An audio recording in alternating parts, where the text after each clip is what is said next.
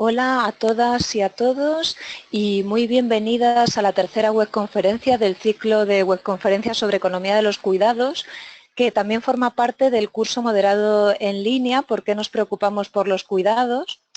Es un placer presentar a la ponente de hoy, María Ángeles Durán. Nos va a presentar una ponencia titulada El futuro del cuidado. Y antes de dar paso a María Ángeles, quería muy brevemente presentar a la ponente. María Ángeles Durán se licenció en Ciencias Políticas y Económicas en el 64, se doctoró en Ciencias Políticas en la Universidad Complutense de Madrid.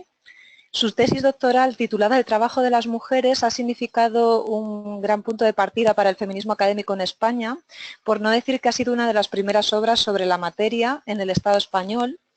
En el 72 realizó estudios postdoctorales en el Institute for Social Research de la Universidad de Michigan, becada por la Comisión Fulbright. Fue la primera mujer que obtuvo en España una cátedra de sociología. Ha sido profesora de sociología en diferentes universidades, en las Universidades Autónoma y Complutense de Madrid, en el CEU en Zaragoza. Desde el 87 hasta su jubilación en 2012, ha sido profesora de Ciencias Sociales en el Consejo Superior de Investigaciones Científicas, donde actualmente sigue desarrollando una actividad investigadora como investigadora ad honorem. Además, ha desempeñado cargos muy relevantes, el último de ellos como directora de la Cátedra UNESCO Red Unit Wing en Políticas de Género e Igualdad de Derechos entre Mujeres y Hombres, anteriormente integrante del Comité Ejecutivo de la Asociación Internacional de Sociología, presidenta de la Federación Española de Sociología, innumerables cargos que podríamos seguir mencionando. Además, ha recibido diferentes premios y reconocimientos, entre ellos es doctora honoris causa por varias universidades de Granada, de Valencia, de la Universidad Autónoma de Madrid. De hecho, en el 2004 la Universidad Autónoma de Madrid instituyó el premio María Ángeles Durán, premio de innovación científica en estudios de las mujeres y del género. Ha publicado además numerosas obras sobre trabajo y género, trabajo no remunerado, cuenta satélite, cuidados. Entre sus libros podríamos nombrar, por ejemplo, El trabajo no remunerado en la economía global, Tiempo de vida y tiempo de trabajo o Los costes invisibles de la enfermedad. Y bueno, ella misma nos animaba a entrar en la página del CSIC, la web digital.csic.es, que es un repositorio institucional donde por apellido podéis revisar muchas de las publicaciones y están disponibles además en formato abierto. Hay unas 200 entradas y os animamos a que lo exploréis. Y bueno, pues desde luego, María Ángeles Durán ha sido una pionera y una experta de largo recorrido en estos temas y es un placer y un lujo para nosotras contar con ella una vez más en este ciclo de webconferencias. Antes de dar paso a su conferencia, queríamos también muy brevemente indicaros algunas cuestiones técnicas sobre el uso de la plataforma. En primer lugar, deciros, hay un icono azul en vuestra consola que os permite ver la presentación en modo completo, que puede ser un poco más cómodo, aunque, en este caso quizá no tanto, pero no vamos a utilizar PowerPoint. De todas formas, si la consola os impide ver la presentación, con la flecha naranja podéis o bien ocultar la consola o bien volverla a hacer visible. ¿Cómo podemos interactuar hoy? En el debate sabéis que podemos interactuar de dos maneras. Una puede ser escribiendo vuestras preguntas en el espacio para anotar las preguntas que hay en la parte inferior de la consola y otra es hablando, interviniendo de viva voz, haciendo las preguntas a la ponente y lanzando las reflexiones también a la audiencia. Entonces, para la primera opción, que es escribir las preguntas, podéis hacerlo en el área inferior de la consola. Hay un símbolo que pone más. Si lo pulsáis podéis hacer que las preguntas sean visibles y aparecerá un cuadro donde podréis escribirlas en cualquier momento. Esto es importante. Estas preguntas y reflexiones anotadas de forma escrita podéis hacerlas durante toda la conferencia si os inspira alguna reflexión o queréis compartir alguna duda o comentario. Y al final de la webconferencia, Amaya moderará el debate y compartirá vuestras preguntas y dudas con María Ángeles. Otra segunda opción, la de levantar la mano. Hay un icono a la izquierda de la consola que es una pequeña manita. Si la pulsáis podemos visibilizar bueno, vuestra participación y os daremos la opción de poder hablar a través del micrófono. No obstante, esta última opción la reservaríamos para el final del todo, para el espacio de dudas y preguntas. Y bueno, con esto ya no quiero robar más tiempo a María Ángeles. Pues muchas gracias a todas por estar aquí y sin más le doy paso a María Ángeles. Estupendo, pues buenas tardes.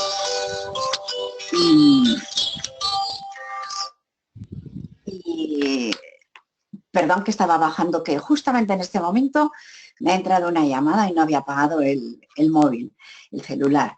Bueno, yo quería saludar a todo el mundo, es un placer estar aquí y hoy especialmente quería saludar a quien esté escuchando desde Argentina, que es el último país que he visitado en América y donde espero que pronto se note un esfuerzo de colaboración especial con nuevas encuestas de uso del tiempo, dedicadas especialmente a conocer los tiempos del cuidado. Lo primero sería preguntarnos por qué unimos esas dos palabras, la palabra futuro y la palabra cuidados. No es la primera vez que estoy invitada como conferenciante a estos seminarios y ya en otras ocasiones he hablado del cuidado, de la importancia del cuidado y de por qué no podemos hablar de economía sin tener en cuenta los elementos no monetarizados que hay en cualquier sociedad y que son riqueza o también que son pobreza precisamente por su carencia. Pero hoy quería poner el énfasis especialmente en el tema del futuro. Gracias, porque hay que considerarlo una fortuna, gracias a que se han ido superando una serie de problemas, estamos ahora mismo en sociedades que envejecen. En América Latina todavía no es muy grave la situación del envejecimiento, pero ya es muy clara y es una tendencia a la que no van a poder sustraerse. Yo no creo que sea posible sociedades modernas, sociedades que se desarrollan en las que no se produzca un proceso de envejecimiento. Lo que hay que hacer es quitarle la carga negativa al concepto de envejecimiento y aceptarlo como una conquista, porque aquellas sociedades antiguas en las que había una enorme base de población joven y muy poca gente de edad avanzada, eran en realidad el síntoma de un fracaso, porque la población nacía pero después se moría a medio camino. Y ahora lo que sucede es que aunque se nazca mucha menos gente proporcionalmente al total de la población del país, esa gente una vez que entra en el proceso de la vida no se va cuando es niña ni en las edades intermedias y llega a la vejez.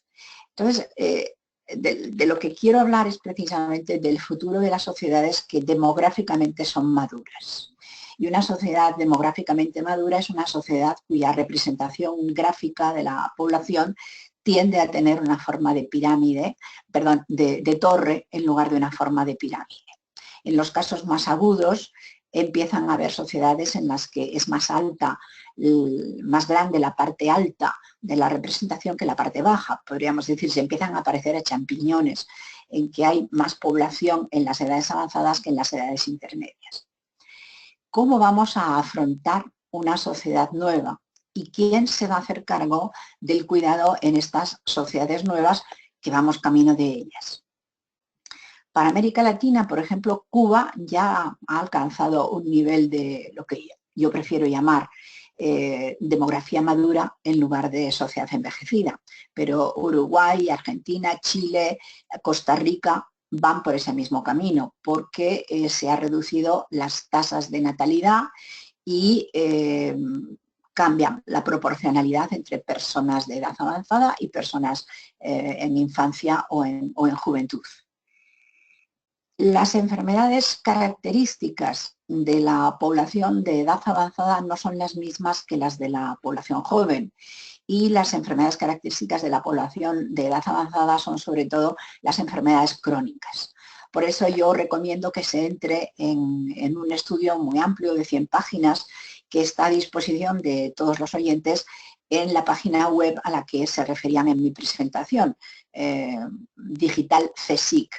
Ahí se puede ver completamente este estudio, que lo presenté en un congreso médico, fue en la conferencia inaugural, sobre las nuevas necesidades de la sociedad con proporciones importantes de enfermos crónicos. Como se trata de áreas relativamente nuevas, el primer problema con que nos encontramos es que las palabras tienen muchos sentidos distintos. No nos hemos puesto de acuerdo, son multívocas, no son unívocas, y lo primero que hay que hacer es lograr un acuerdo sobre qué queremos decir cuando usamos cada palabra. Por ejemplo, la palabra cuidado, ahora mismo estoy preparando un estudio para la CEPAL, que lo estoy terminando, sobre ciudades que cuidan.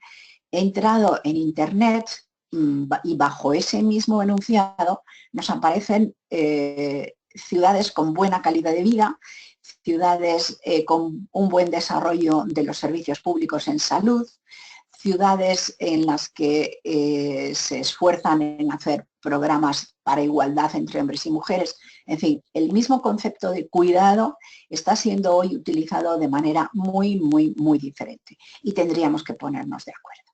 Si una ciudad que cuida es lo mismo que una Smart City, por ejemplo, pues bueno, esa es una de las opciones, pero hay otras maneras posibles de entender qué es una ciudad que cuida o simplemente qué es cuidar. Yo he preparado un estudio que todavía no está colgado, no se puede ver todavía, pero aparecen más de 30 definiciones distintas de cuidado. Entonces, esta sería nuestra primera preocupación, porque a veces estamos haciendo un estudio histórico o un estudio comparado internacional y las cifras no significan nada, en realidad, porque cada cifra se refiere a un concepto distinto de cuidado. El cuidado va desde, como suele entenderse, sobre todo en entornos médicos, a una prestación de atenciones de tipo sanitario, a interpretaciones muchísimo más amplias en las que el cuidado pues, se refiere a la seguridad, a la compañía, al aire limpio, a un transporte eficaz, en fin, hay una enorme variedad en las definiciones actuales de cuidado. ¿Cuál es la que yo voy a proponer? Pues eso es muy complicado, porque yo puedo proponer la que a mí me parece más oportuna, y es la preocupación por el bienestar del otro. Pero es una definición muy abierta, evidentemente. Y por otra parte, de nada serviría que una persona concreta haga una propuesta de una definición si esa definición no se consensúa y se genera, por así decirlo, toda una corriente de opinión que va a utilizar la palabra en el mismo sentido. Así que, como hay muchas y muchos expertos en este tema que me están escuchando, pues mi primera invitación es esa: vamos a ponernos de acuerdo y por lo menos tener una definición de cuidado de referencia y quizá luego otras más, pero al menos en alguna que estemos todos de acuerdo, para que cuando hagamos una estimación, esa estimación se refiera siempre a lo mismo.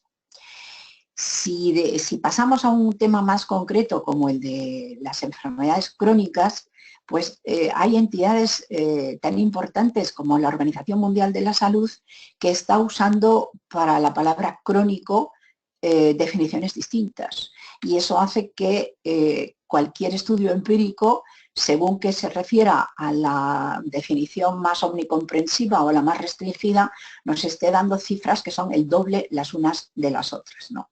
Por ejemplo, en algunos estudios, para definir a un crónico, se está exigiendo que tenga un nivel de gravedad relativamente importante, mientras que en otros pues, puede ser casi una molestia, una pequeña, en fin, un pequeño malestar, pero no realmente una enfermedad, y se está considerando crónicos. En dos estudios que se han hecho en España, muy seguidos uno de otro, nos aparece una cifra de enfermos crónicos el doble en una encuesta que en la otra. Claro, eso es porque no se ha previamente especificado una definición consensuada en ambas encuestas de qué se entiende por crónicos. No es lo mismo estar pensando en un futuro de cuidados si partimos del supuesto de que vamos a tener un 16% de crónicos que si pensamos que vamos a tener un 30% de crónicos, ¿no? Y eso aún refiriéndose a un mismo momento del tiempo, sin tener en cuenta que el número de personas mayores va a ir aumentando, con lo que las diferencias van a ser aún mayores, ¿no?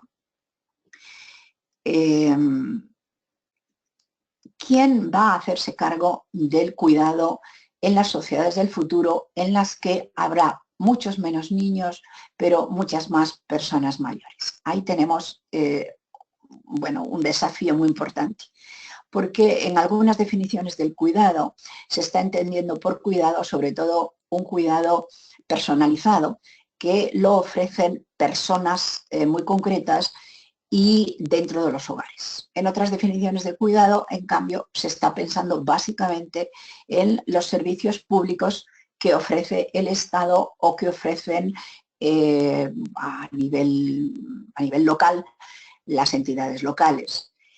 Y los resultados son muy distintos. Según que estemos pensando en un tipo de cuidado o en otro, nuestras fuentes de información van a ser memorias del ayuntamiento, memorias del Ministerio de Salud, memorias del Ministerio de Bienestar, como se llama en cada sitio, o vamos a estar trabajando con datos de encuestas de uso del tiempo que nos dicen el tiempo que personas concretas están dedicando al cuidado. ¿Dónde hasta ahora se está avanzando más? Pues se están avanzando simultáneamente en los estudios sobre el cuidado personalizado que se hace cotidianamente en los hogares y también sobre el cuidado que prestan los servicios públicos. Ahora, como antes decía, las bases con las que podemos hacer la investigación son completamente distintas. En España se ha producido un estudio muy interesante que pone de relieve lo difícil que es realizar una distribución de los costes entre distintas entidades pagadoras. En España, como saben muchos de los oyentes, hubo una ley muy importante en el año 2006 que se llamó vulgarmente la ley de dependencia, aunque su título era mucho más largo y lo que en realidad buscaba era la autonomía de las personas en situación de dependencia. Pero según esta ley, en su desarrollo posterior, el Estado central, iba a hacerse cargo de los costes de una parte muy importante de la prestación de los cuidados.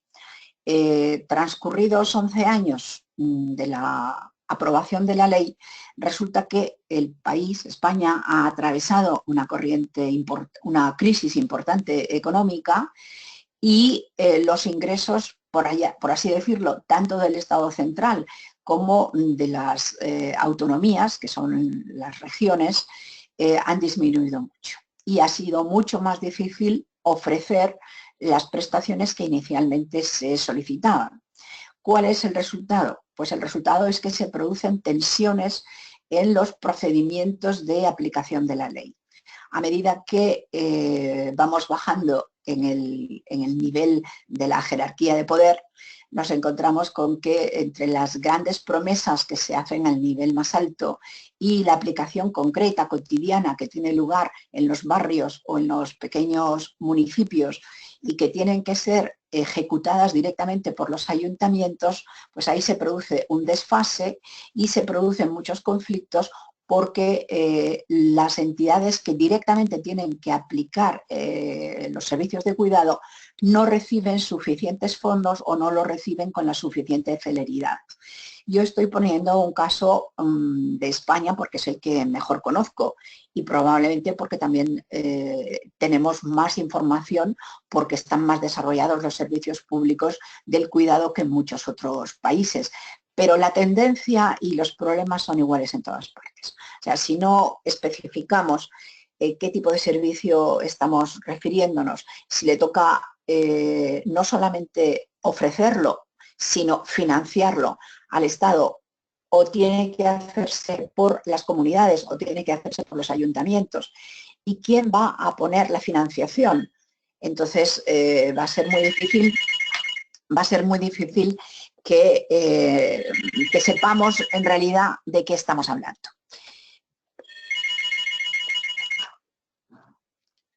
Respecto a la financiación, acaba de salir un estudio muy interesante en que se pregunta de quién es la responsabilidad del cuidado. Una encuesta que ha hecho en España un banco a través de una entidad benéfica que se ocupa principalmente de personas mayores. Pues bien, en esta encuesta, en la que yo creo que los que responden ya saben que la entidad que hace el estudio está especializada en personas mayores, aparece una respuesta muy interesante, que es que la principal responsabilidad es de las propias personas que necesitan el cuidado. Y esto nos da una perspectiva muy distinta, porque si pensamos no solamente en las personas mayores, sino en los enfermos, en los niños, el tema de la responsabilidad y de la autorresponsabilidad es importante, pero ¿hasta qué punto realmente podemos atribuir la responsabilidad del cuidado a la persona que va a recibir el servicio? En muchos casos, la persona que va a recibir el servicio recibe el servicio hoy, pero se tiene hoy que responsabilizar de su conducta de hoy, pero sus circunstancias actuales son la consecuencia de del estilo de vida que ha llevado en 20, 30, 40 años anteriores. O sea, no puede modificar lo que ya ha hecho o ha dejado de hacer. Les vamos a exigir qué grado de responsabilidad, qué grado de financiación de su propio cuidado. Se va a aceptar una especie de penalización para quienes no hayan tenido cuidado.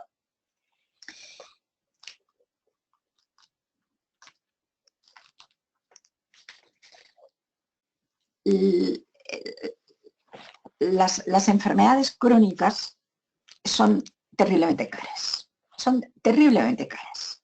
Pero no son caras porque haya que gastar un dinero en medicamentos, que a veces sí, pero en fin, no ese es el problema. El problema es que son terriblemente caras porque consumen una enorme cantidad de tiempo. Consumen tiempo de la persona que sufre la enfermedad, evidentemente, pero también de su entorno. El cuidado de las enfermedades crónicas se está internacionalizando, precisamente porque es altísimo su coste en tiempo. Y como es muy alto el coste en tiempo, la tendencia en estos momentos es a que todo el cuidado profesionalizado se esté aportando, sobre todo en los niveles más bajos de cualificación, no en los órganos rectores, pero sí en quienes directamente proveen del cuidado, se esté aportando por personas inmigrantes que proceden de países con unos niveles más bajos de salarios que los países a los que van a trabajar. Si cuento la experiencia española, en los últimos meses han aparecido constantemente en prensa y sobre todo en internet referencias a conflictos colectivos de trabajo promovidos por personas cuidadoras. ¿Qué es lo que esto significa? Lo que esto significa es que en las sociedades desarrolladas, que en la mayoría son capitalistas o socialdemócratas, pero con, digamos, con una organización de la producción que es básicamente capitalista, el trabajo de cuidar es tan caro que a precios locales resulta prácticamente inasequible. En un país como España, una pensión media puede ser de 1.000 euros y la mayor parte de las pensiones no llegan a 1.000 euros, especialmente las pensiones de las mujeres. Una persona con una enfermedad crónica grave, si cumple la ley, no le basta con tener un cuidador, necesita tener 4 cuidadores. Y si realmente cumpliera la ley a rajatabla, con exactitud, probablemente necesitaría 5 cuidadores.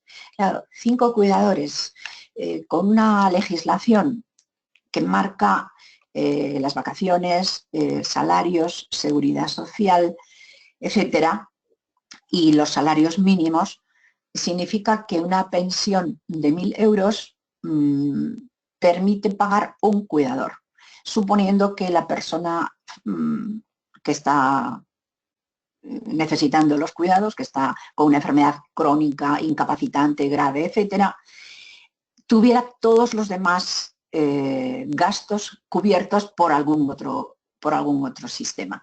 Pero el hecho real es que la mayor parte de los enfermos crónicos graves no tienen más ingresos que sus pensiones, y con una pensión, como digo, si se gasta íntegra la pensión en pagar a un cuidador, podría pagar a un cuidador cuando en realidad, si es una dolencia crónica grave, necesita de 4 a 5 personas para cumplir las leyes que protegen a los trabajadores asalariados que se dedican al cuidado. ¿Cuál es la situación en estos momentos en muchos sitios? Por una parte, los trabajadores asalariados pueden organizarse en sindicatos. Y sin embargo, en cuanto se organizan en sindicatos, resultan tan caros que la mayoría de las personas que necesitan servicios no pueden pagarles. ¿Quién pagará entonces a los cuidadores asalariados? Como antes decía, la mayor parte de los cuidadores asalariados en el nivel de la prestación directa, que son los que van a domicilio, son inmigrantes. Inmigrantes que cuando están sindicalizados, etcétera, probablemente ya han obtenido todos los papeles que les permiten trabajar dentro de la legalidad. Pero en muchos casos el empleo como cuidadores es el paso intermedio entre la llegada sin permisos de trabajo y el periodo que se tarda en obtener, pues por así decirlo, la naturalización, y en obtener todos los permisos que les permitan trabajar legalmente y, bueno, en fin, defender sus derechos con mayor fuerza. La mayor parte de quienes en estos momentos reciben cuidado asalariado de modo continuo, que son los casos más graves, están en situación ilegal. Y también están en situación ilegal la mayor parte de los cuidadores. ¿Por qué? Están en situación ilegal los que les contratan porque si necesitan 3 o 4 o 5 cuidadores, la inmensa mayoría no pueden pagarlo. Y si no lo pueden pagar, lo que intentan es obtener una jornada de trabajo mucho más larga de la que legalmente está permitida. En cuanto al trabajador que acepta esas condiciones, está en la misma situación de ilegalidad, porque no debiera y no, en principio, no puede aceptar unas condiciones que sean inferiores a lo que la ley le garantiza. ¿Cómo se va a resolver el tema? Realmente es muy difícil. Yo no creo que haya, ni siquiera en los países desarrollados, la capacidad para transferir al Estado gran parte del coste actual del cuidado.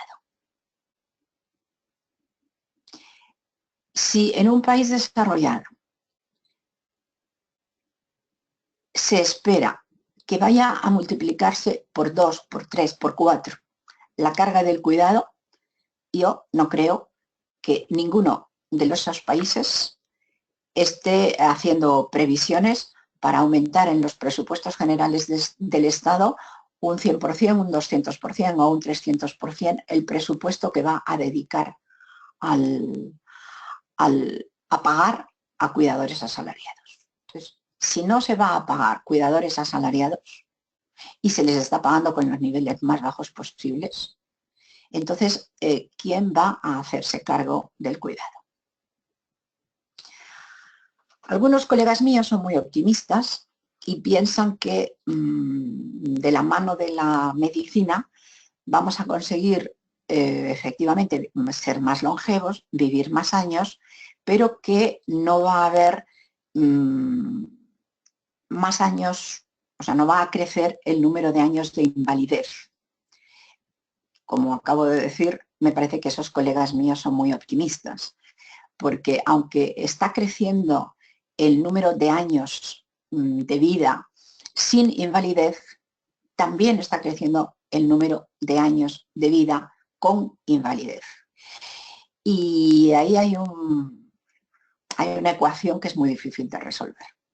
Si vamos a vivir más años y es que vamos a estar más años sanos, bueno, no va a aumentar el problema, pero si es que vamos a vivir más años y vamos a vivir más años enfermos, entonces hay que tener presente con décadas de anticipación de dónde vamos a sacar los recursos para mantener a las personas que no estén bien de salud y a las personas que les estén cuidando. De hecho, en estos momentos lo que está sucediendo es que se está aumentando la carga del cuidado para las mujeres. Esto tiene un límite. ¿Cuál es el nivel de aumento de carga de cuidado que pueden soportar las mujeres en los países que ya están envejeciendo? Las encuestas de uso del tiempo no miden bien la carga del cuidado. Por supuesto, es muchísimo mejor tener encuestas que no tenerlas, pero quiero decir con esto que en las encuestas generales en que se mide el número de horas que se dedican al cuidado, no se recoge el fenómeno de la intensificación del trabajo del cuidado. Por ejemplo, ayer estuve viendo, pensando en esto de hoy, la encuesta de uso del tiempo de Argentina, no respecto a personas mayores, sino respecto a niños. Y hay un dato muy interesante que es que el número de horas que se dedican al cuidado de niños es mucho mayor en los hogares en que hay niños menores de 6 años que en los hogares en que no hay niños menores de 6 años. Aumenta bastante para los hombres y aumenta muchísimo para las mujeres, por comparación con los hogares en que no hay niños menores de 6 años. Ahora bien, la diferencia entre que haya un niño menor de 6 años en el hogar a que haya 2 o más niños menores de 6 años ya es muy pequeña. En los hombres incluso disminuye la cantidad de tiempo que le dedican porque se acentúa la división sexual del trabajo. Y en el caso de las mujeres solo aumenta como media hora diaria dedicada al cuidado de los niños. O sea, que tener un niño significa varias horas, cerca de 4 horas, mientras que tener 2 niños solamente le añade media hora más. Pero por eso digo que las encuestas no miden bien el esfuerzo, porque lo que miden es solamente la cantidad del tiempo que le dedican. El segundo, el tercero o el cuarto niño sí que aumentan mucho la intensidad del trabajo que hay que dedicarles. No se puede medir bien con el tiempo dedicado. Habría que añadir indicadores nuevos que serían la intensidad, en definitiva, el estrés que le produce al cuidador el tiempo dedicado a cuidarles. Con las personas mayores sucede lo mismo. Lo que estamos midiendo con los enfermos crónicos, y gracias, en fin, afortunadamente que al menos esto ya lo estamos midiendo, es el tiempo medido en unidades homogéneas que se dedica al cuidado de las personas mayores con enfermedades crónicas, pero no estamos midiendo todavía, no tenemos buenos indicadores sobre la intensificación del esfuerzo del cuidado en los casos en que el cuidado requiera un nivel muy intenso de dedicación porque la persona está muy grave o tiene muchos dolores o aunque sea muy poco tiempo, porque el cuidador tiene que concentrar en muy pocas horas una enorme cantidad de actividades de cuidado que si le fuera posible lo haría más despacio y con más tranquilidad durante todo el día, pero que aunque parece que le dedica poco tiempo, tiene que concentrarlo y es un tiempo muy intensivo. ¿Cuál va a ser el papel de las personas con empleo? Y de los hombres, y de las personas jóvenes, y de las otras personas mayores, y del voluntariado.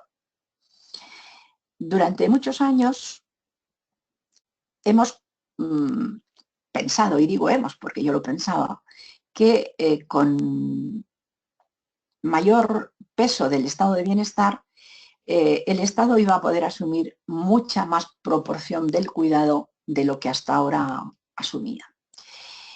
Ahora no soy tan optimista. Pienso que en muchos casos el Estado no tiene recursos, no sabe obtener los recursos necesarios para poder financiar una gran extensión de los servicios de cuidado. Y si el Estado no lo hace, ¿quién lo hace? Conozco algunas iniciativas muy interesantes, por ejemplo, en Colombia, de organizaciones de tipo casi cooperativo para hacerse cargo del cuidado. El inconveniente es que cuando se convierte en una empresa cooperativa, la remuneración y los derechos de las personas que cuidan puede llegar a ser muy, muy baja. Y en otros países como España directamente se devuelve a los hogares gran parte del cuidado cuando no lo puede asumir el Estado. ¿Cómo se devuelve a los hogares? O ni siquiera llega a salir de los hogares con listas de espera. Por ejemplo, con listas de espera para poder entrar en una residencia o con listas de espera para ser evaluado, o con listas de espera una vez que ya has sido evaluado y se te ha reconocido que tienes el derecho a recibir una ayuda económica, tardando mucho tiempo en la gestión entre el momento en que se te reconoce el derecho y el momento en que se empieza a cobrar por él. ¿Qué van a hacer los jóvenes? Creo que este es uno de los puntos clave. Hasta ahora, la mayor parte de los jóvenes no participan apenas en el trabajo del cuidado, especialmente en las zonas urbanas y los países más desarrollados, en los que la educación se extiende hasta los 18, los 20 años, y en los que las distancias largas hacen muy difícil generar tiempo libre para quienes están dedicados con un horario muy prolongado al estudio. Las mujeres jóvenes cuidan algo, no mucho, algo, y los hombres jóvenes no cuidan casi nada. La esperanza de que los hábitos de cuidar se modifiquen por parte de los varones jóvenes, por ahora están resultando bastante vanas, porque siguen en todas partes cuidando muy poco, no asumiendo esa parte, digamos, del esfuerzo colectivo que hay que hacer para prestar cuidado a quien no pueda cuidarse por sí mismo. No se ha visto grandes cambios en las encuestas, en el sentido de que, sobre todo los hombres jóvenes, aumenten la cantidad de tiempo que dedican al cuidado.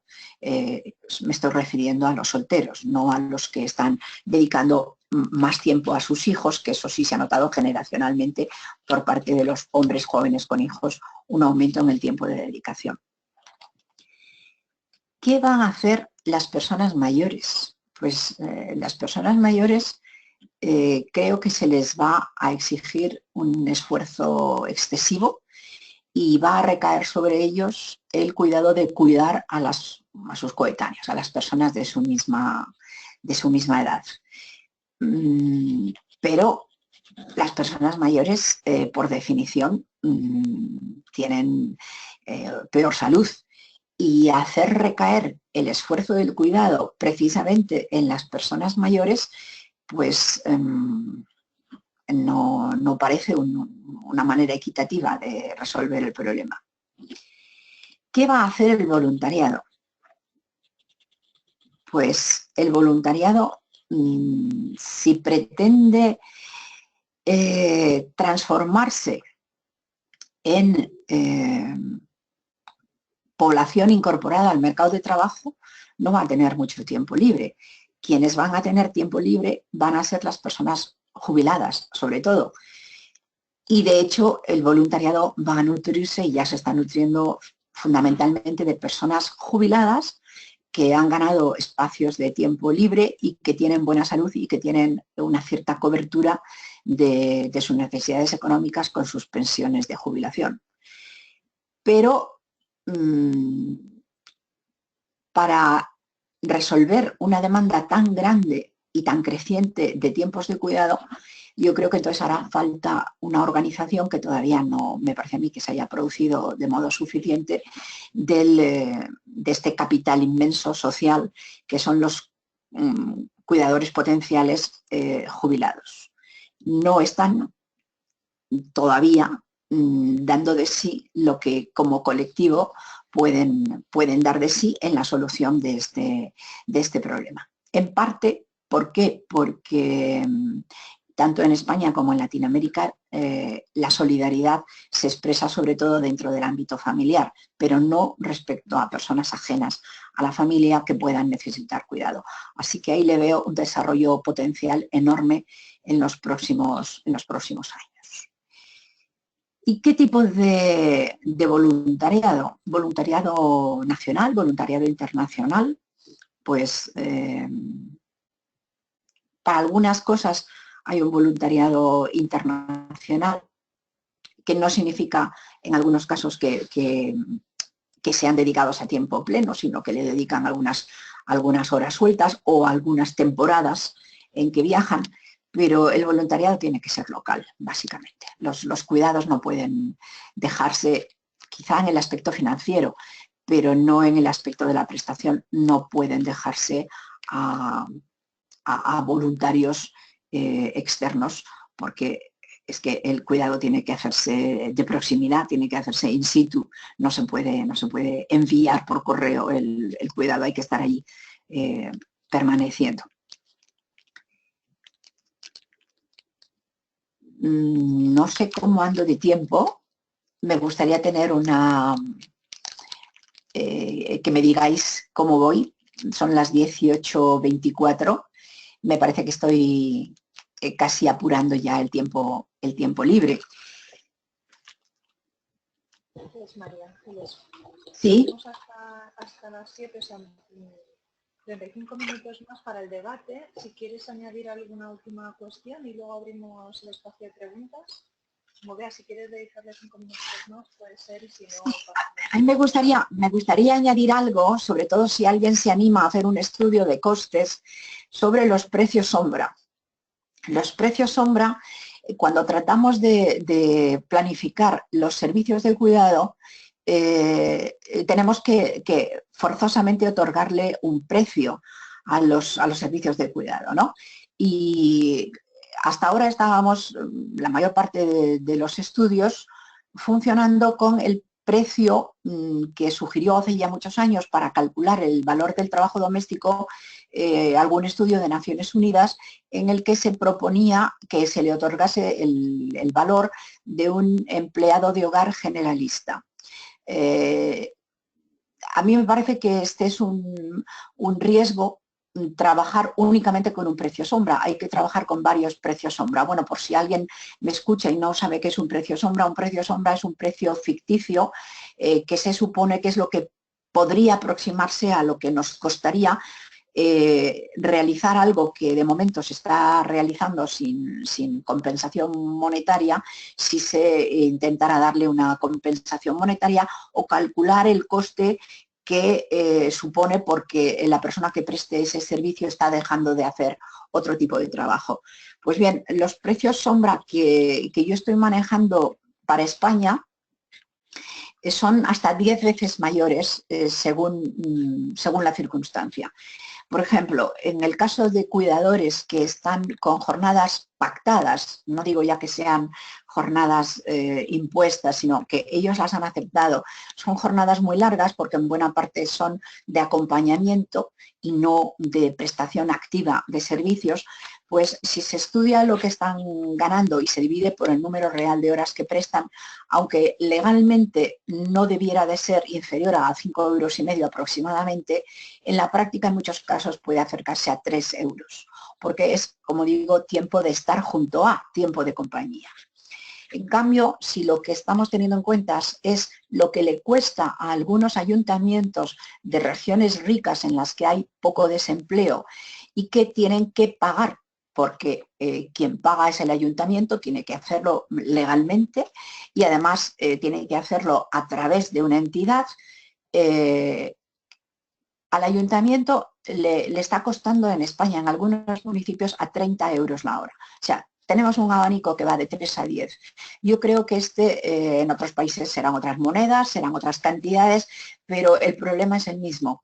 Cualquier intento de estimación de costes que hagamos de la sustitución de un cuidado no remunerado en los hogares por un cuidado organizado o de una subvención a quien lo haga dentro de los hogares para permitirle prestar ese cuidado sin que se empobrezca o sin que caiga en la miseria, pues tenemos que ser sumamente cuidadosos en la elección del precio sombra que le vamos a asignar, porque si un ayuntamiento piensa que puede hacerlo, por ejemplo, por el precio legal, se va a encontrar con que en cuanto haya desplazamientos no va a encontrar a personas que quieran fragmentar su jornada, y si se tiene en cuenta los tiempos de desplazamientos y otra serie de, en fin, de circunstancias que disminuyen el tiempo real de prestación de cuidados a la persona a la que se le prestan, los precios ya no son los que parecen al principio tan baratos, sino que son precios muchísimo más caros.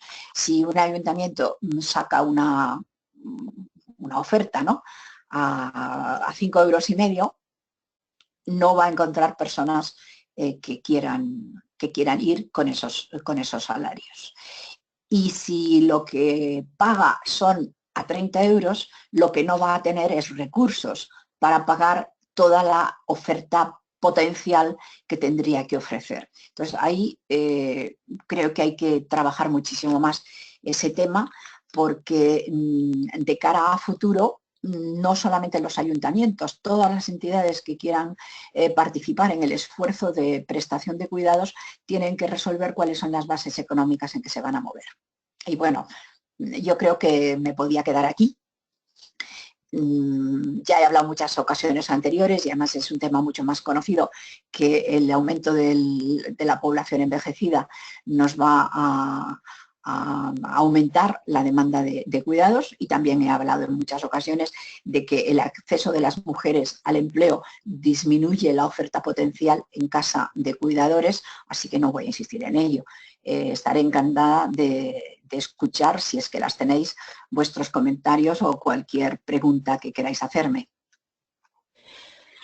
Bueno, María Ángeles, pues muchísimas gracias por esta sugerente intervención.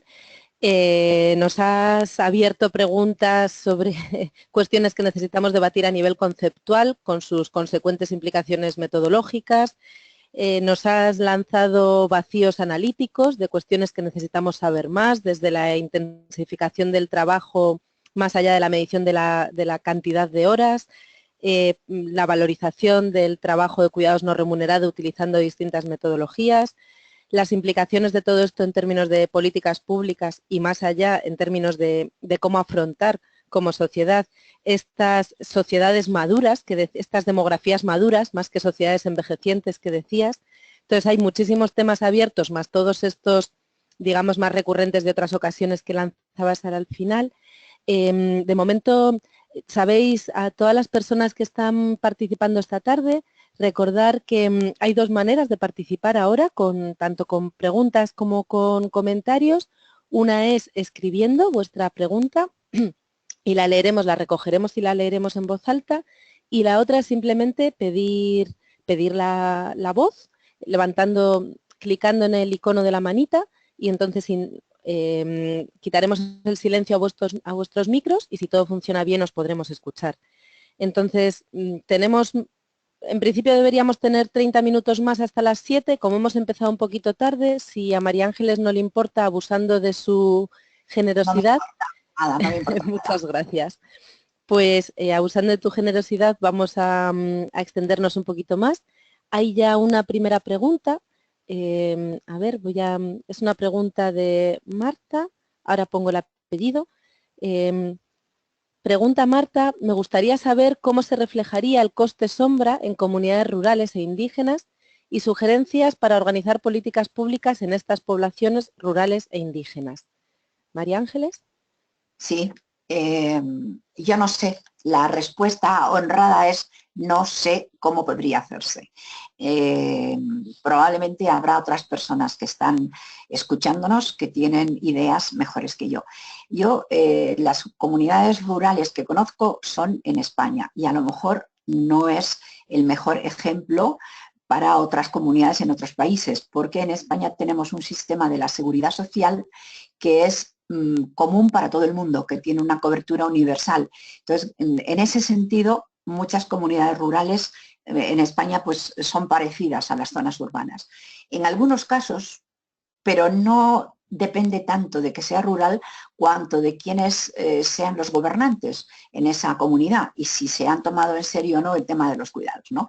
Por ejemplo, yo conozco una comunidad, bueno, no es una comunidad, es un pueblo pequeño, rural, en el que se lleva comida muy barata a diario, se reparte a las personas mayores que no pueden ir a comer a un centro subvencionado.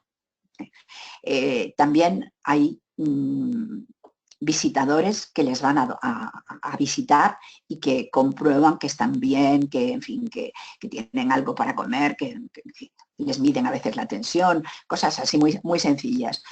Pero yo sé que hay unas comunidades muy fuertes, con unas tradiciones propias muy importantes, indígenas, y yo no conozco bien cómo pueden hacerlo. Así que prefiero dejárselo a otra persona que sea más experta que yo en este tema. En cuanto al valor que se le da, antes no lo he dicho, pero un mismo peso, un mismo euro, tampoco vale lo mismo en cualquier parte. En una familia en la que haya 3.000 euros mensuales de entrada, gastarse 100 euros a lo mejor no es un problema, pero en un sitio o al revés, que alguien produzca cuidado por valor de 100 euros no es una gran ayuda, pero en una comunidad o en una familia en la que 100 euros sean casi una fortuna, la persona que produce esos 100 euros está aportando muchísimo a la comunidad. Por decirlo en resumen, el valor de una aportación de cuidado es mayor cuanto menores sean los ingresos del grupo en el que se aplica. Muchas gracias, María Ángeles. En todo caso, por ejemplo, Marta, ya que tú estás como muy involucrada, si no me equivoco, en la realidad de comunidades indígenas en ámbitos rurales, si quisieras aportar también tu propia perspectiva, pues bienvenida. Tenemos una segunda pregunta de Silvia Samamé.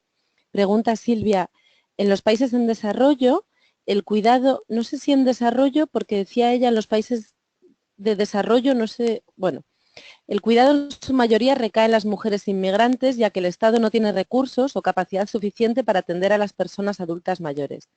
Mi pregunta es, ¿cómo se proyecta esta situación en América Latina? ¿Qué papel debe de asumir el Estado en estos procesos? En el voluntariado que usted plantea, ¿cómo se estaría dando las relaciones de género? Es decir, ¿en quién recaería el trabajo? ¿En las mujeres? No sé si ahí yo me colé y puse en las mujeres inmigrantes, porque luego tuvo ella una corrección. Bueno, en básico esta es la pregunta. Lo tengo en pantalla. Entonces yo creo que efectivamente aquí hay alguna palabra que sobra en la pregunta, porque si no, no encaja muy bien. Lo que yo he señalado es que en los países desarrollados, no en los países en desarrollo, gran parte de la inmigración va precisamente destinada a atender a personas adultas mayores. Y que ¿qué papel debe asumir el Estado en estos procesos y qué relación tiene con América Latina? Pues hay una gran parte de mujeres latinoamericanas que están ejerciendo ese papel de cuidadoras en países más desarrollados. Pero dentro de cada país en Latinoamérica, las zonas más desarrolladas o las ciudades con niveles de renta más altas también están recibiendo el trabajo de las mujeres que inmigran desde zonas menos desarrolladas. Cambia el lugar, pero no cambia la tendencia del proceso. Las relaciones de género en el voluntariado. pues en el voluntariado de momento están aportando más trabajo, evidentemente, las mujeres que los hombres. Lo que sucede es que es un tipo de trabajo distinto. Como los hombres que están en buena situación de salud y con ganas de hacer voluntariado tienen más tiempo libre que las mujeres y además proceden de sociedades patriarcales, resulta que el trabajo básico lo producen las mujeres de voluntariado, pero la gestión y la representación ante el exterior, el poder en definitiva dentro de las asociaciones, lo tienen generalmente hombres. Yo creo que eso podría cambiar, ¿no? En cuanto a qué debe hacer el Estado, pues en parte depende de a quién se vote. Hay organizaciones o partidos que le dan mucho más importancia al cuidado que otras, al estado de bienestar o a otros valores, ¿no? Así que incluso en un mismo país, en distintas épocas, puede darse un énfasis muy diferente al estado de bienestar y al papel que han de cumplir el Estado o las instituciones públicas en relación con el cuidado. Gracias, María Ángeles. Ahora Sí, tengo si una quieres leer tú pregunta misma la siguiente, fenomenal. la pregunta de Jenny Cecilia, muy amable, me expresa gratitud por la conferencia y después pregunté si existe un método validado de cómo generar el coste sombra. Y después, bueno, vamos primero con esta. Yo creo que no hay ningún método único, no lo hay, porque lo más frecuente, yo creo que hay dos sistemas que son los más frecuentes.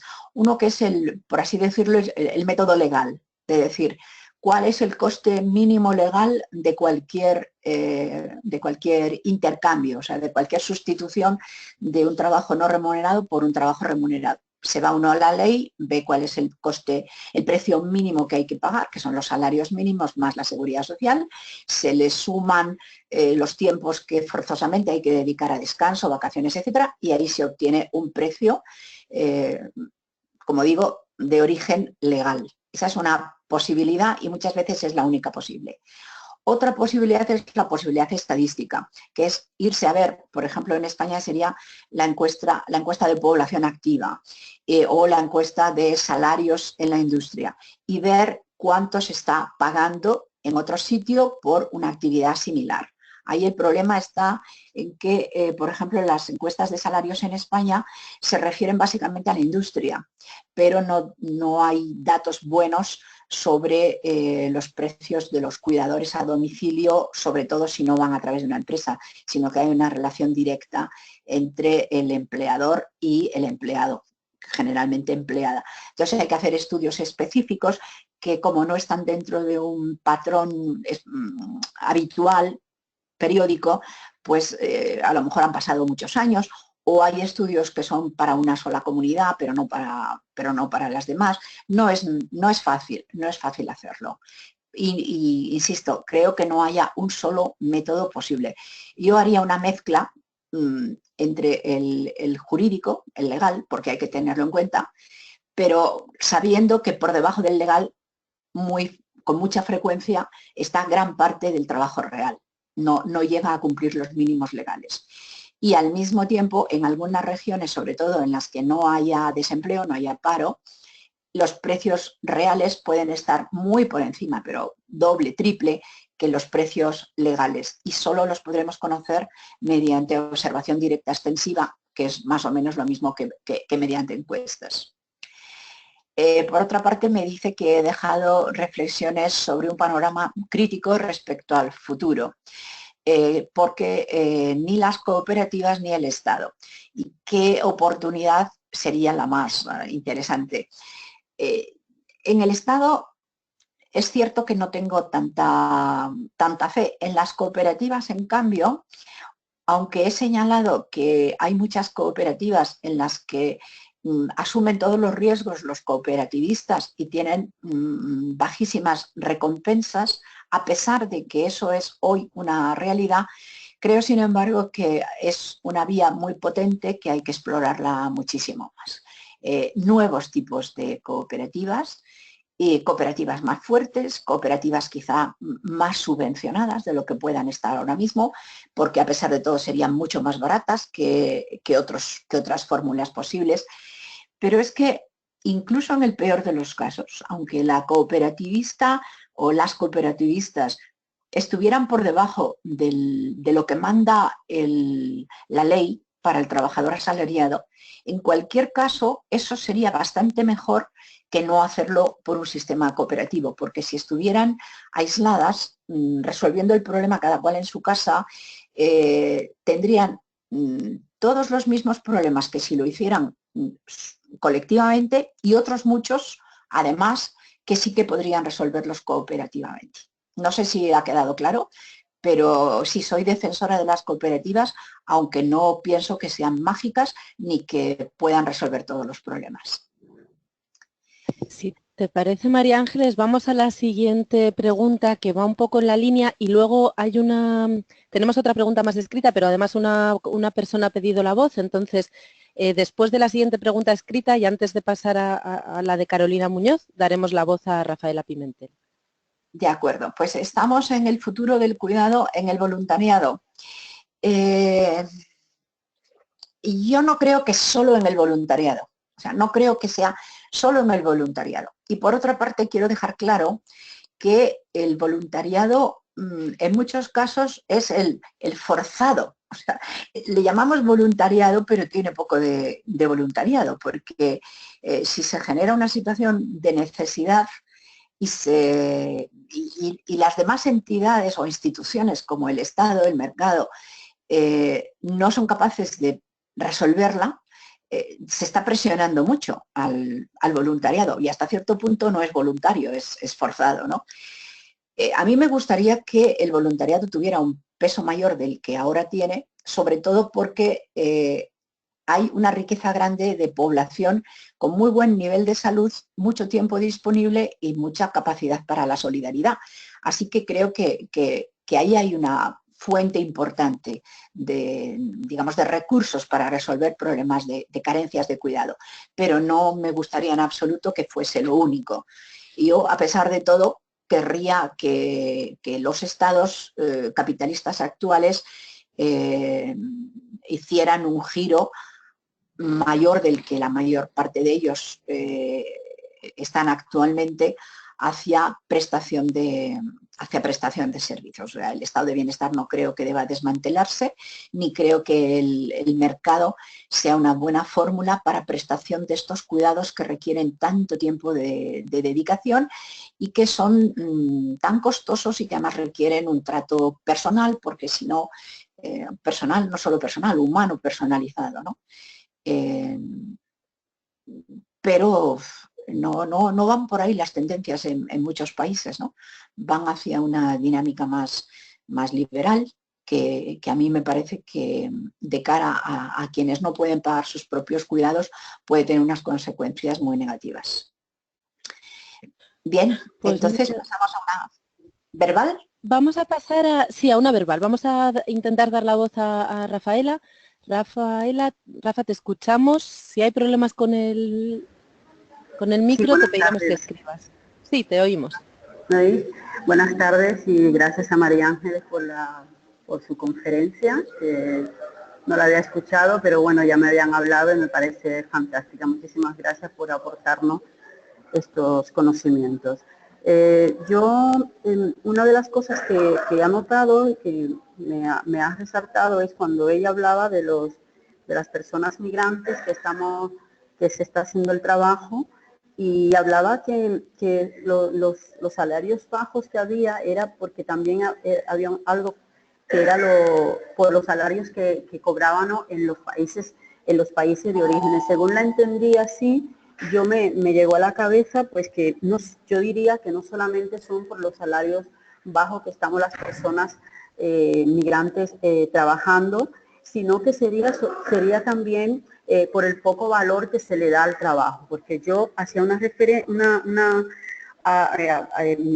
decía yo misma, digo, pero cuando las personas migrantes estamos haciendo el trabajo por los salarios, porque en los países de orígenes cobramos menos, también las personas españolas que están aquí haciendo el trabajo, y cuando tú ya vives aquí y te conviertes también en una ciudadana española, sigue habiendo ese problema, sigue habiendo, no se sigue valorando. Entonces, lo que me llega a ver es, mi aportación sería que no sería por los bajos salarios de los países de orígenes, de las personas de los países de orígenes, sino es por el poco valor que se le da al tema de los cuidados. Porque yo me pregunto, ¿por qué seguimos siempre las personas, tanto españolas como las personas migrantes, seguimos sin derecho y seguimos cobrando en cantidades que son inferiores, o no se le da ni siquiera el valor, y que mucha gente se están haciendo el trabajo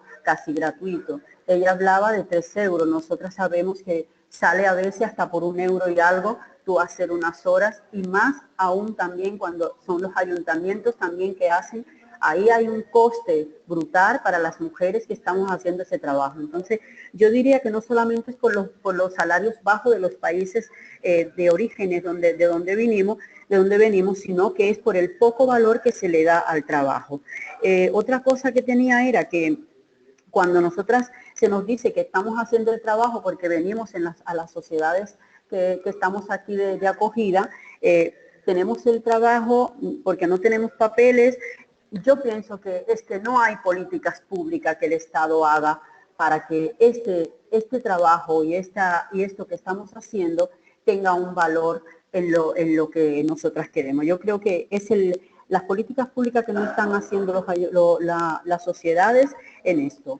Otra cosa que me daba la sensación es que, no sé si será una sensación mía, y es que cuando ella estaba hablando de los cuidados, como que me daba la sensación de que siempre se está hablando de las personas que se tiene algunas enfermedades o alguna dificultad. Y para mí, yo creo que también el cuidado también entra dentro de personas que no tienen esa situación. Entonces, pienso que el tema de los cuidados es algo como que realmente el Estado no va a hacer. Ella dice que no ve como una salida.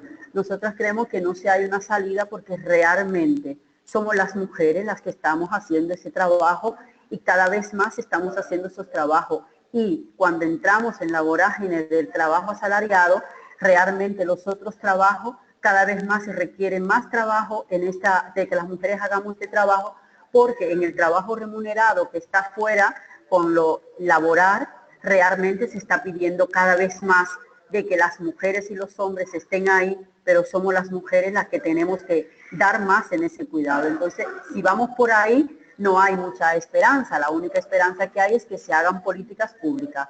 Y por último, quería decir que las cooperativas me parecen importantes, pero también algo también importante es las organizaciones que estamos haciendo, por ejemplo, trabajadoras de hogar y cuidadoras, que estamos juntas para intentar buscar algo colectivo que pueda servir para ver una mejoría sobre esto. Muchas gracias, y perdonar la extensión, que es que no había participado mucho en el curso. Gracias, buenas tardes. ¿Ya? Sí, buenas tardes. Sí, sí. Vamos a ver, yo estoy completamente de acuerdo en lo que acaba de decir, en que hay falta de políticas públicas y que no se valora el trabajo. Pero es que la causa es en este sentido. No se valora el trabajo, no hay políticas públicas. Entonces, al resultar un mercado de trabajo poco atractivo para las personas que ya están instaladas en el país un poco más desarrollado, entonces se queda vacío. Se queda vacío porque no hay personas que quieran ocupar esos huecos. ¿Y a quién le puede interesar ocupar esos huecos, por lo menos al principio? A quienes están en otros países en que las circunstancias son aún peores. Y en ese sentido, siempre es, bueno, siempre no, pero con mucha frecuencia es el primer trabajo de entrada de personas inmigrantes que vienen de situaciones todavía peores y que, al menos durante algunos años, hacen ese trabajo mientras esperan a conseguir una instalación mejor en el mercado de trabajo en el país más desarrollado. Y ese es en el sentido en que yo digo que es a causa de los peores salarios en el lugar de origen, porque si en el lugar de origen los salarios fueran mejores, no vendrían a ocupar unos salarios que dentro de cada país están en la zona más baja y que son tan bajos precisamente porque, como muy bien decía, no se valoran suficientemente el cuidado. Ahora, si medimos la cantidad de personas asalariadas y las horas de trabajo al año que se producen en un país como España, es aproximadamente el 1% del total del tiempo de cuidado. O sea, del tiempo de cuidado, si fueran 100 millones de horas, por poner una cifra así, una cualquiera redonda, si fueran 100, el personal asalariado solamente produce 1 hora. El resto lo producen en su inmensa mayoría mujeres también, pero dentro de los hogares.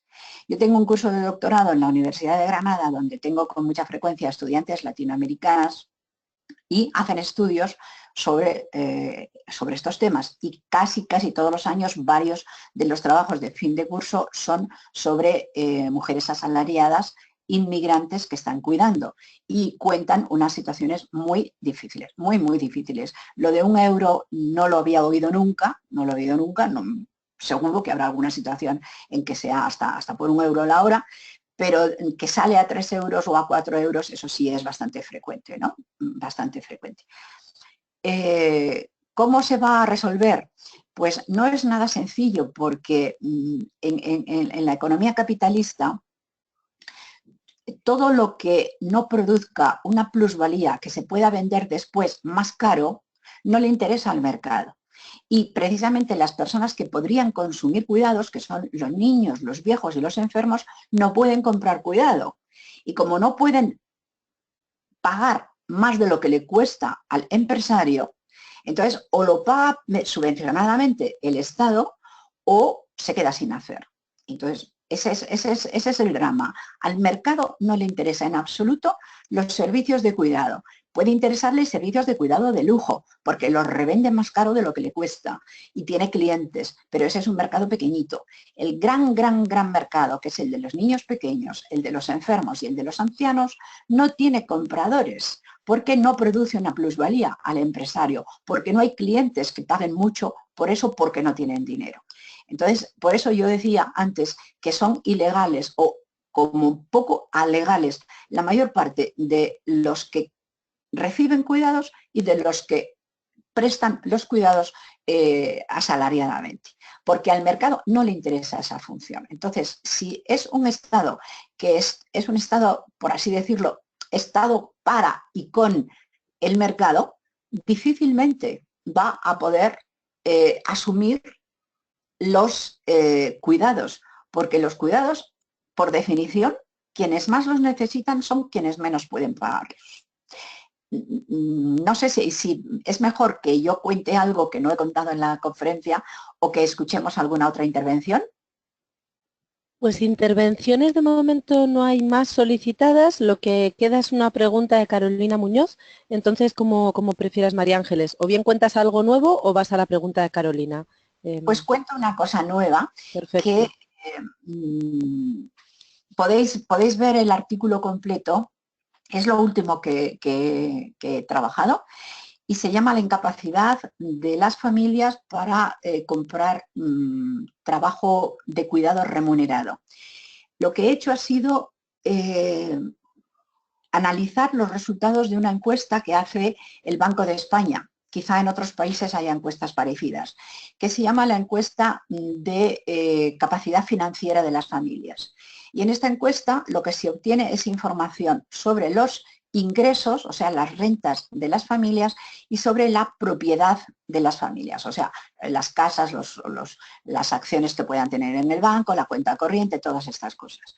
Bueno, lo que he hecho ha sido convertir las rentas de las familias y las propiedades, o sea, los patrimonios de las familias, en horas de cuidado o en meses de residencia geriátrica. Para eso he tomado los salarios legales de un cuidador o los salarios medios, estadísticamente hablando, perdón, salarios, el coste medio mensual de una residencia geriátrica. Y lo que he hecho ha sido calcular según los niveles de renta, según la edad, según la profesión, en fin, según el género, según muchísimas variables, calcular en una familia, en un hogar, porque la encuesta del Banco de España es sobre hogares, calcular un hogar cuánto porcentaje de sus ingresos tiene que dedicar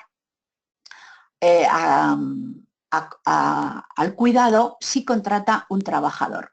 Y me sale que el 70% de las familias españolas no podrían contratar nada más que durante muy pocos meses una residencia, aunque gastasen en ello todo su patrimonio.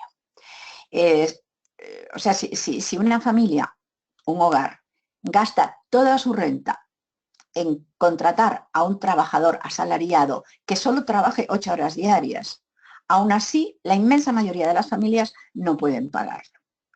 Y lo mismo, si necesita internar en una residencia, aunque venda el piso en el que vive para pagarlo, también puede pagar muy poco. Y eso suponiendo que solo haya una persona en la familia o en el hogar que vaya a necesitar internamiento.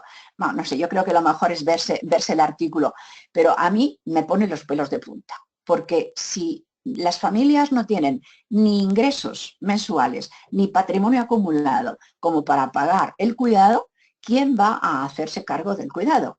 Evidentemente, lo que va a suceder es que va a intentarse forzar la máquina para que las mujeres asuman más horas todavía de cuidado y que lo hagan además compatibilizándolo con su incorporación al mercado de trabajo, porque todos los planes de desarrollo pasan por aumentar el grado de incorporación de las mujeres al mercado de trabajo. Entonces, es imposible que las mujeres estén simultáneamente en dos frentes, sabiendo, como sabemos, que la carga del trabajo no remunerado va a aumentar por las demandas de las personas mayores.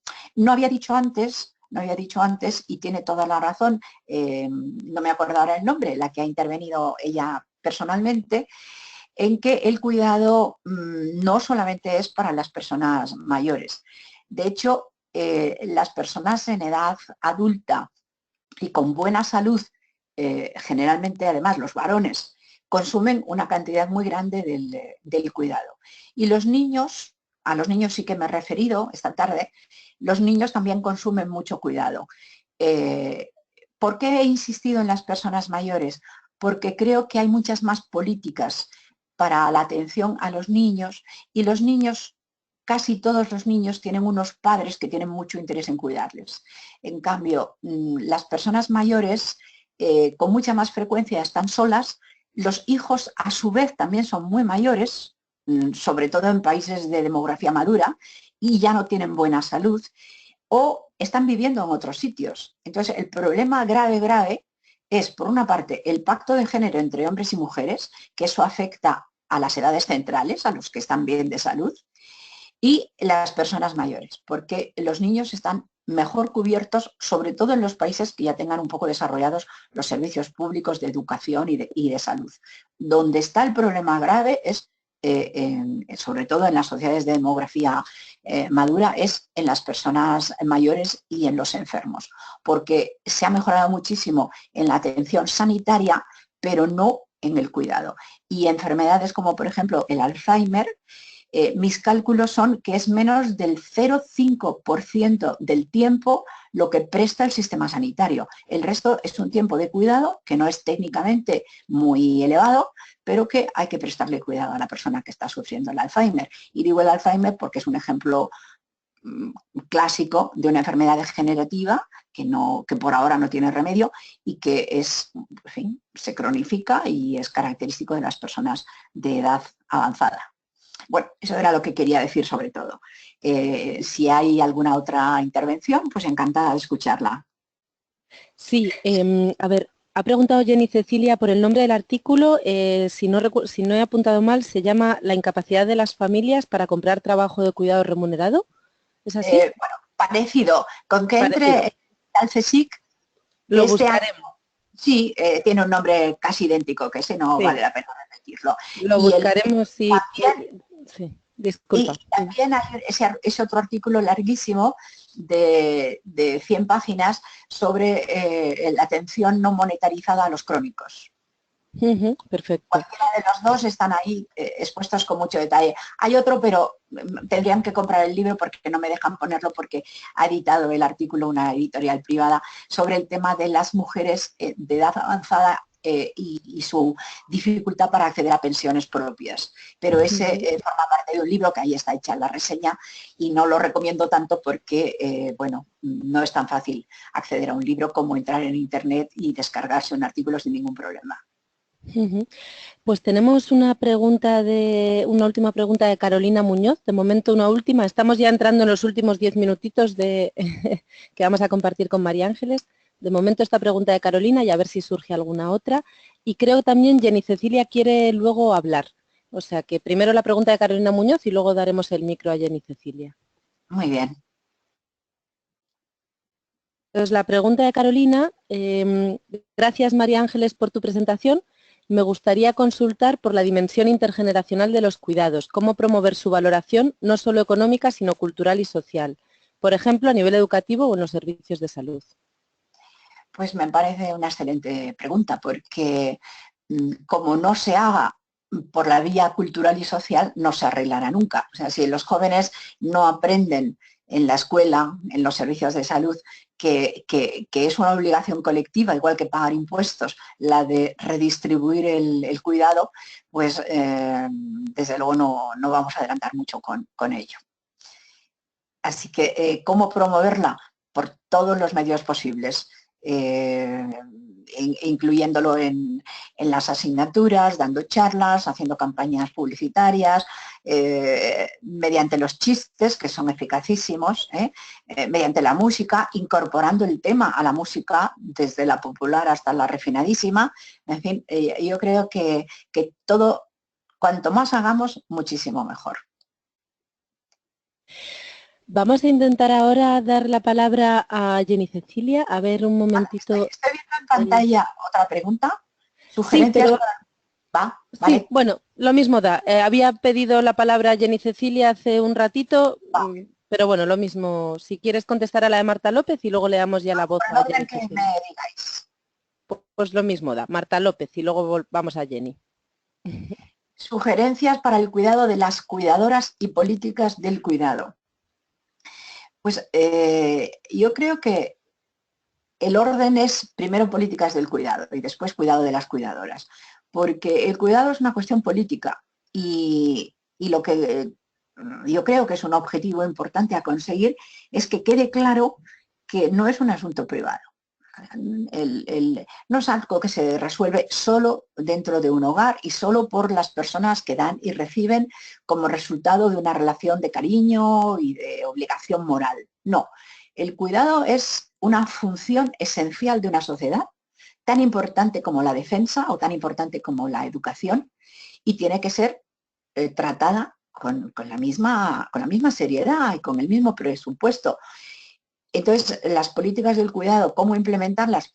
Es una decisión básicamente política. Eso es un tema que lo tienen que llevar los partidos que hacen sus programas, tienen que ponerlo en primer plano. Y a veces hay partidos de izquierda que se les olvida absolutamente el tema del cuidado cuando hacen sus campañas. ¿Qué posibilidades tenemos la gente de a pie? Pues yo creo que por una parte, las asociaciones se consiguen muchísimo más a través de las asociaciones, o sea, hay que colectivizar el problema, hacer visible que es un problema colectivo, que es un problema social, que es un problema político, que lo podemos resolver malamente y porque no hay otra solución a título individual y en casa, pero que no debiera de ser esa la óptica. Debe de convertirse en una política esencial del Estado, igual que cualquier otra. Y el cuidado de las cuidadoras, no sé si se está refiriendo a las cuidadoras asalariadas o a todos los cuidadores en general, asalariados, no asalariados. Como antes decía, por volumen, la mayor parte de los cuidadores son no asalariados. O sea, la diferencia en el tiempo es inmensa, del orden de 1 contra 99, en el tiempo dedicado al cuidado al cabo del año. Empieza a haber algunas políticas, algunos programas especiales para cuidadores. Pero yo no olvidaré nunca, y tampoco es que haya mejorado tanto la situación, un estudio que hice hace algunos años que me hizo llorar mucho, en el que aparecía que era un estudio sobre enfermos que habían sufrido un ictus cerebral grave y que habían quedado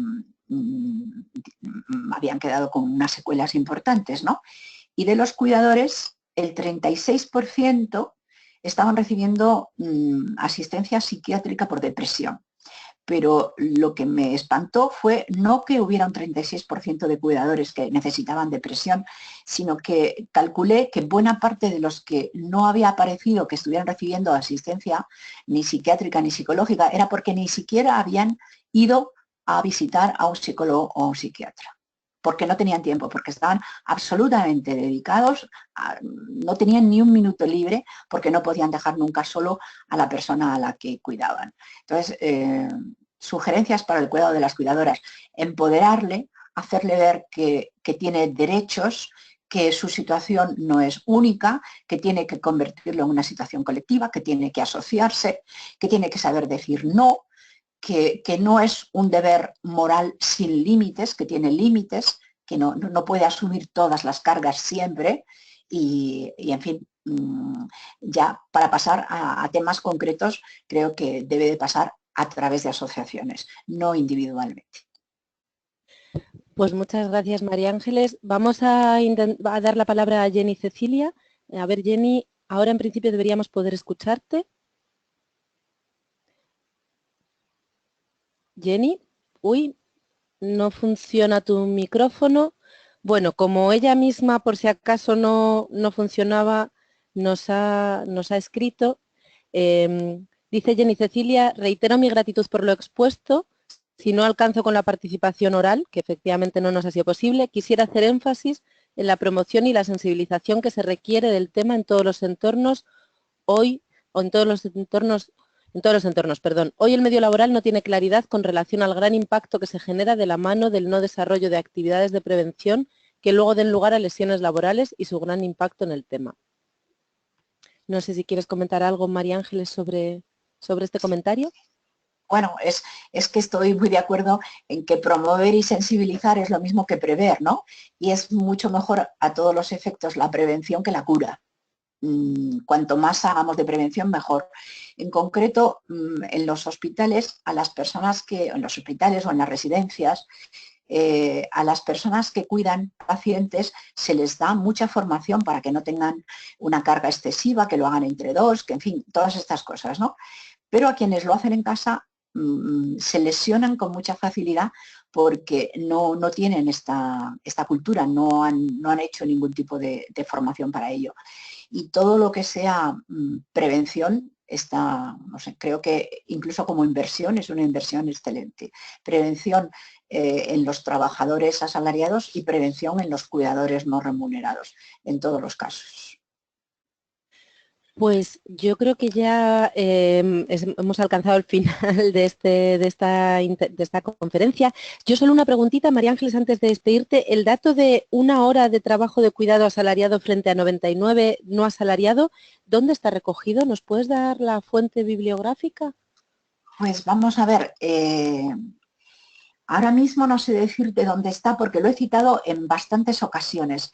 Vale. Para cada país es distinto, para cada país es distinto. Entonces, por así decirlo, es un apaño porque no hay ningún estudio que iba dirigido exclusivamente a eso.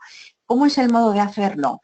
Hay una serie, para España, de encuestas del INE, hay una especializada en empleados de hogar, en la que dicen cuántas horas trabajan y hay que multiplicar el número de horas que trabajan pasándolo por una pregunta filtro que no está demasiado bien, que dice qué proporción de su tiempo dedican a cuidado y cuánto a limpieza o a otras cosas, ¿no?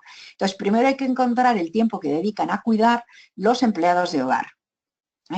Más los empleados, que tampoco los datos son estupendos, porque no lo son, los empleados de los servicios públicos de atención, o sea, que son los cuidadores a domicilio.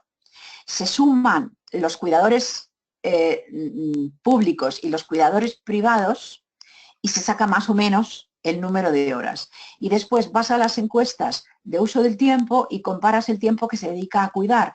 Y vas a la encuesta nacional de salud y comparas el tiempo que se dedica a cuidar. Y vas a la encuesta de discapacidades y comparas el tiempo que se dedica a cuidar. Entonces haces un mix con todas las fuentes disponibles sobre quién está cuidándote remuneradamente y quién no. Y quizá el dato mejor sea el que viene de la encuesta de discapacitados, que es menos de un 2% los que están recibiendo un cuidado de un trabajador remunerado, y bueno, más o menos haces una proporcionalidad. Pues muchísimas gracias por esta última. Si alguien mejora mis cifras, por favor, que enseguida me las mande, que yo las cambio y las ajusto. Pero mientras no tenga cifras mejores, estoy funcionando con un 1%. Bueno, pues... En algunos casos, por supuesto, puede ser mucho más que el 1, ¿no? Personas que tengan, bueno, conozco casos, por ejemplo, en que hay una persona que tiene 5 empleados cuidándole. En ese caso, no, pero son casos individuales. Si hablamos de todo un país, y además yo diría que en otros países como, no sé, Colombia, México, la proporción será aún mucho mayor que en España, de trabajo no remunerado respecto al remunerado. Yo querría terminar resaltando como que el trabajo de María Ángeles Durán es muy interesante también en términos de comparación de los cuidados que se dan efectivamente de manera remunerada y no remunerada, como que has hecho planteamientos y propuestas de comparación que son muy novedosas y que rompen además también con la comparación únicamente en términos monetarios, por ejemplo. Entonces, bueno, pues yo espero que en el curso podamos seguir también utilizando estas fuentes de datos y quizá también innovando, ¿no? o a ver si surgen ideas nuevas. Muchísimas gracias, María Ángeles, por dedicarnos este tiempo. Muchísimas gracias a todas las personas participantes por vuestras contribuciones, por vuestras dudas, comentarios. Antes de terminar, querría recordar cuál va a ser la próxima conferencia online, que será ya la última de esta serie de webconferencias sobre economía del cuidado. La impartirá Mary Goldsmith, que es doctora en antropología de la Universidad de Xochimilco, en México, y coordinadora regional de la Red de Investigación para los Derechos de las Trabajadoras del Hogar. Ella nos hablará sobre las trabajadoras domésticas y se preguntará en qué medida son sujetos de derechos o están sujetadas a la servidumbre. Y esto será dentro de 3 semanas, el 27 de junio, a la misma hora, el martes a las 11:30 hora de Nueva York, las 5:30 hora del Estado español y, bueno, pues cada quien en su país que compruebe. María Ángeles, muchísimas gracias. No sé si quieres decirnos alguna última palabra. Te agradecemos de verdad el tiempo. Ha sido muy grato, pero como hay tantas publicaciones que están accesibles completamente a través de Digital CSIC, cualquier comentario, sugerencia, comparación con datos obtenidos de otro sitio es muy bien recibida. Bueno, pues cualquier cosa que se pueda compartir la pondremos en tu conocimiento. Gracias a todas y a todos y buenas tardes. Buenas tardes.